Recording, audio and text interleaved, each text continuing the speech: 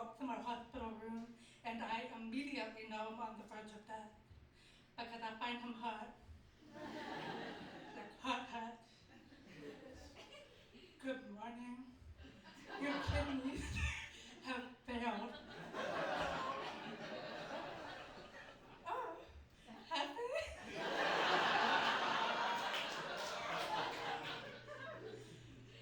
You're also highly anemic. Have you been experiencing some confusion? Oh, thank God. I'm still a lesbian.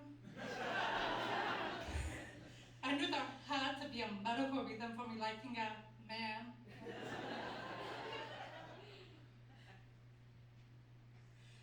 The still hot doctor then said, you're gonna need dialysis. Dialysis means putting a tube in my chest so a machine can do the work my kidneys can't, filter my blood. I feel so defeated. I thought I was just going to get a new kidney. I was never supposed to need dialysis. Now I do. The doctor said, hang in there. So I do what any of you would. I post about it on Instagram. Apparently this is how I cope. Trauma dumping on the internet. My trauma has gotten so many likes. Thank God, because otherwise, what's the point? This is my first time being hospitalized. Sure, I had an intense panic attack while on a solo trip in Vietnam and convinced myself I needed emergency hamstring surgery. Who hasn't, right? But this is the first real deal. It's crazy to think just yesterday, I worked the full day and went to a kickboxing class. At this point, I've been in kidney failure for 6 months, but it wasn't until yesterday I felt the full force of the failure. Sure, my legs were screaming from fatigue from just climbing a few stairs.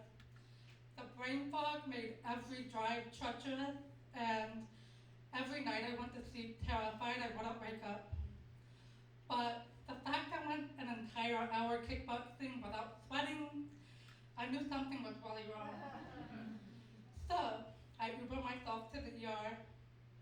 What else was I gonna do, ask a friend for a ride? My friend called me fiercely independent. I prefer Chase Sapphire Reserve member.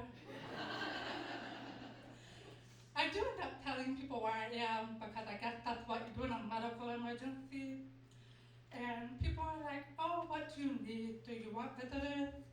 I'm like, I'm fine, I can entertain myself.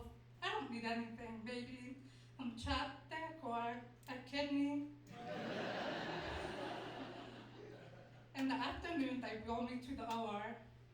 I told them I could walk, but apparently it's against protocol to walk yourself to surgery. So I'm laying on the operating table, fully coherent. I feel them slice my neck and whimper.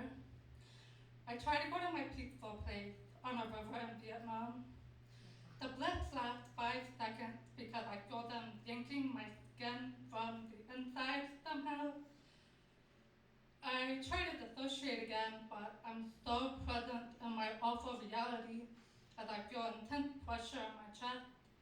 They're forcing the tube in, trying to make a connection to my heart. I'm just laying here, so uncomfortable, so terrified, so alone, so angry at my body for failing me so young. It feels monumental. My kidneys have failed at just 31. Maybe I don't want to be so independent anymore. Maybe letting people in would make these shitty things life throws at me a little more bearable. I know I'll get through this too, but maybe I don't have to do it alone. After an eternity, that was only 45 minutes, I'm wheeled back to my room. 2 of my wonderful friends from the crowd come to visit me, and it truly brightens an awful day. I only end up needing dialysis for 1 month as I find a kidney donor and get my transplant on June 19th. Thank you.